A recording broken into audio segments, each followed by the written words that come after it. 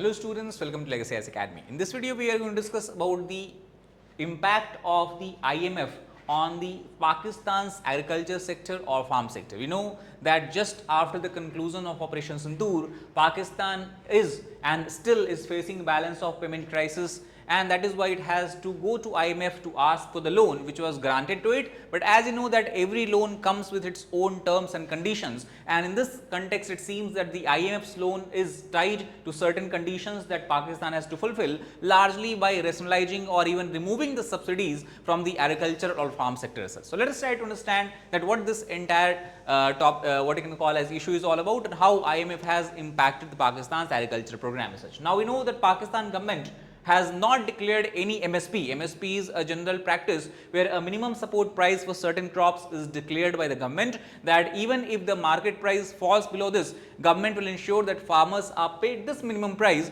and farmers will then be able to give, or government will be able to procure these food stuff or the crops from the farmers such. So in the year 24-25 for the wheat crop, traditionally if you talk about Pakistan government always has declared and procured wheat from the Pakistani farmers, but this year seems to be exception. Nor the Pakistan Agriculture Storage and Services Corporation, also called as PASCO, the country's equivalent of FCI that we have in India, Food Corporation of India, which is largely given the responsibility to procure the food grains from the farmers and store it safely, and whenever need arises it can be distributed to the general public, for example by the PDS system. Similarly, like FCI we have in India, Pakistan has its equivalent called as PASCO. PASCO has not procured a single ton of wheat this time. So these two are very strange development that has happened in the agriculture sector of Pakistan as such. Now the Pakistan decision to dispense with MSP and government's procurement of wheat has been externally forced. Now this decision is not driven by internal changes or internal policy changes in Pakistan. This seems to be due to the direct impact of the loan given by IMF. And as we know that every loan ties you up in certain way that you cannot decide about something freely, and that is the case with the Pakistan as such. The part of conditionality, when the IMF granted the loan to Pakistan, as we know that about $7,113 million US dollars of loan was granted by Pakistan through by IMF to Pakistan through its extended fund facility, and this entire amount will be disbursed to the government between 24-25 to 27-28 fiscal years as such. So this decision to dispense with MSP and government procurement seems to be tied up with the conditionality of the loan. Now before going further, if we try to understand briefly what does IMF do. So IMF first of all is an example of Bretton Woods institution that came after the World War II along with the World Bank. IMF stands for International Monetary Fund. It is a global organization, and if you go to the site of IMF, it clearly states that the goal of organization is to achieve sustainable growth and prosperity to all of the 191 members that it has. And how it ensures it? It ensures it by supporting the economic policies that promote financial stability and monetary cooperation, which are essential to increase productivity, job creation and economic well-being. The IMF is governed by and accountable to its member countries. So whenever any member country are facing certain problems in its finances, it can go and ask for certain grant and loan as such, and that is the case with Pakistan in this regard.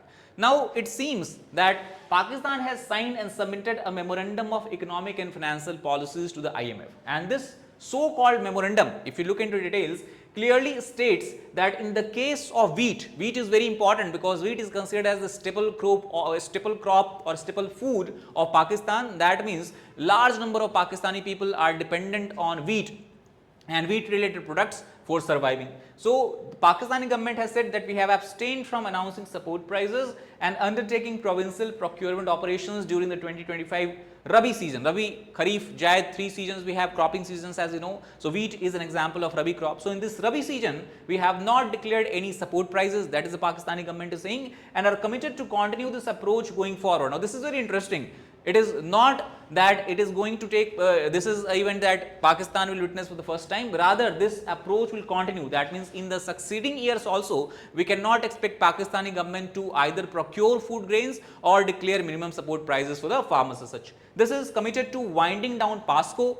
So FCI equivalent, as we have discussed here in Pakistan, because if government is not engaging in food procurement, there is no point in keeping this PASCO institution alive. So they are going to wind down PASCO under an overall plan to phase out federal and provincial government price setting for agriculture commodities by end FY26. Now what does it mean? It means that the prices of agricultural commodities, especially if you talk about wheat, which is a staple food as we have discussed, the government of Pakistan will not play any role. Rather, the prices of these agricultural commodities will be determined by the market forces alone, and this will have a disastrous impact on the Pakistani farmers, who are small scale farmers, who are having difficulty in arranging money and capital for the agriculture input, who are also very much vulnerable to the vagaries of nature like surplus or deficit monsoon. So in the case crop failure occurs either due to flood like situation or due to drought like situation, now the Pakistani farmers will have no one to save them.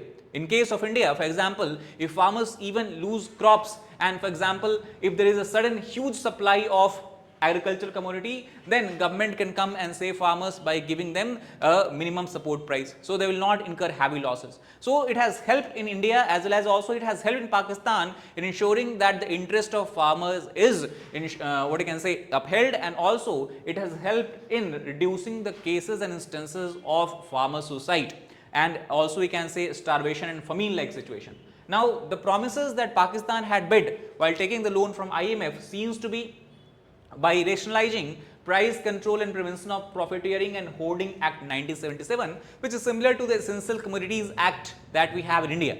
Essential Commodities Act, or this particular act in Pakistan, ensures that in case of essential commodities, it will be the responsibility of government to ensure that the supply of these commodities is always maintained. That means there will not, the government will ensure that there is no shortage of food grains, especially staple food like wheat, rice, or any essential commodities such as petroleum products and all that. So basically, the government of Pakistan seems to be rationalizing this or stopping its support under this particular act as such. Not only that, also the major provinces of Pakistan such as Punjab, Sindh, Khyber Pakhtunkhwa and Balochistan, as we know, have amended their individual agricultural income tax legislation.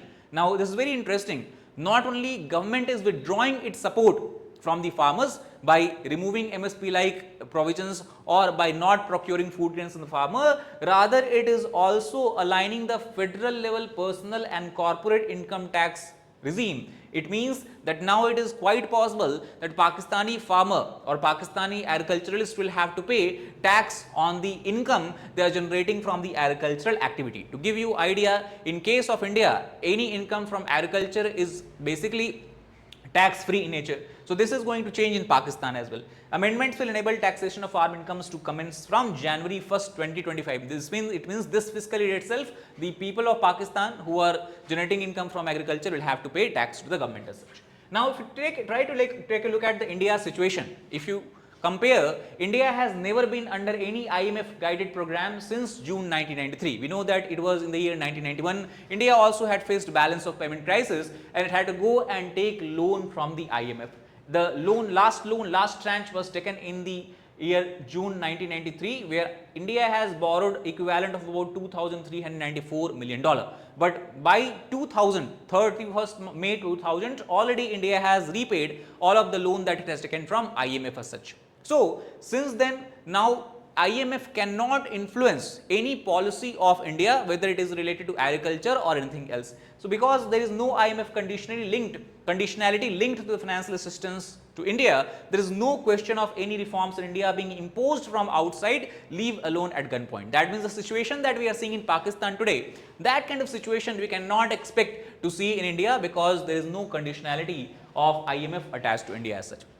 So how India supports its farmer, which Pakistan seems to be kind of removing from its policy. So first of all, apart from the MSP procurement, as we have discussed, minimum support prices granted and guaranteed by the government to the farmers, also it stocks up grain, and this is done by the Food Corporation of India to ensure there is always sufficient amount of food products or the essential products available to the public and citizens. It also provides subsidies on fertilizer so that input cost for the farmers can be decreased or reduced. Electricity for the irrigation, also there are subsidies provided. Canal water, crop credit, insurance premium and various other forms of input, agriculture input is highly subsidized by the government of India as such. Income from agriculture also attracts no tax, so that means it encourages farmers to ensure that they engage in the agricultural and farming activities without worrying about the tax implications and tax incidents. Agricultural reforms in India, especially those dealing with the distorted cropping patterns, are less likely under IMF dictated external pressure of the sort seen in 1991. We know that India also faced a balance of payment crisis in 1991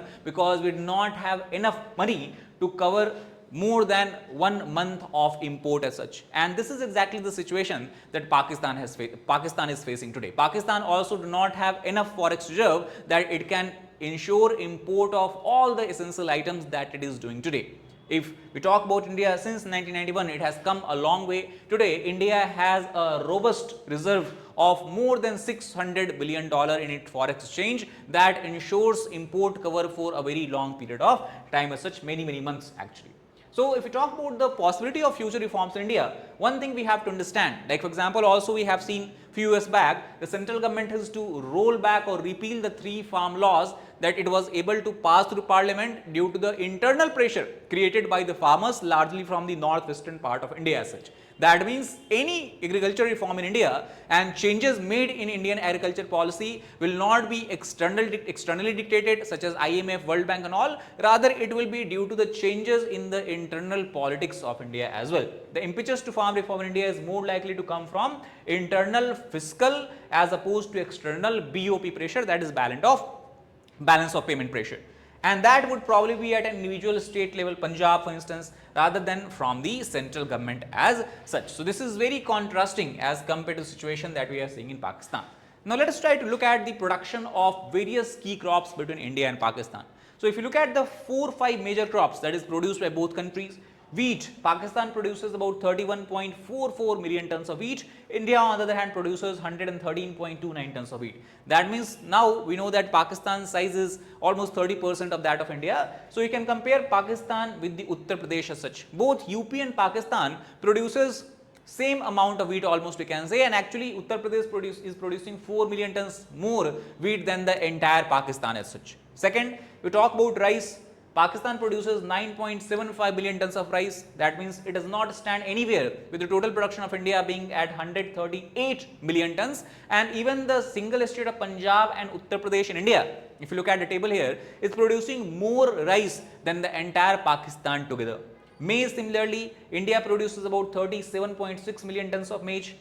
Pakistan produces just 9 million tons of maize. Cotton produced by Pakistan is just 5 million tons. India produces about 25.39 million tons as such, and similarly we talk about rapeseed. Pakistan produces just 0.51 million tons. On the other hand, India produces 13.26 million tons of rapeseed as such. So, this is a comparison of the key crops being produced by both of the countries as such.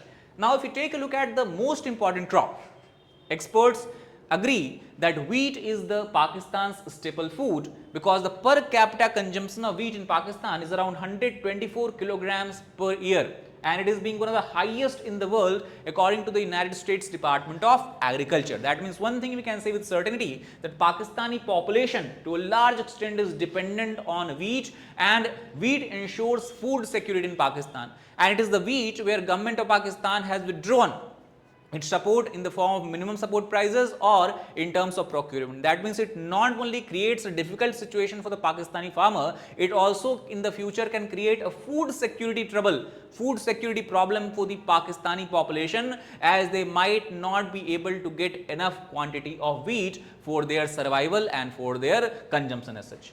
Agency, that is USDA we are talking about, it projects the country's consumption in 25-26 was 31.5 million ton, which was more than what Pakistan was producing altogether. That means we can say, as far as wheat is concerned, Pakistan is totally dependent on import from some other countries. And this is contrast to the situation of rice. Pakistan's annual production of rice is very less, as we discussed, in the range of 9.8 million ton, but the consumption of rice is also very low. Consumption is just 4.1 to 4.2 million ton. That means Pakistan has a surplus of about 4 to 5 million tons of rice, and it is precisely because of this reason Pakistan has emerged as world's 4th largest exporter of rice after India, Vietnam and Thailand as such. So, the trouble seems to be brewing for Pakistan, especially because the staple food of the country seems to be at risk due to mismanagement of the government, poor policy decisions of the government, and also the conditionality that came with the loan offered by IMF to Pakistan as such. So that is all about this particular video. If you like the video, please hit the like button, share it with the fellow aspirants, as well as subscribe to our channel for more such content. Thank you very much.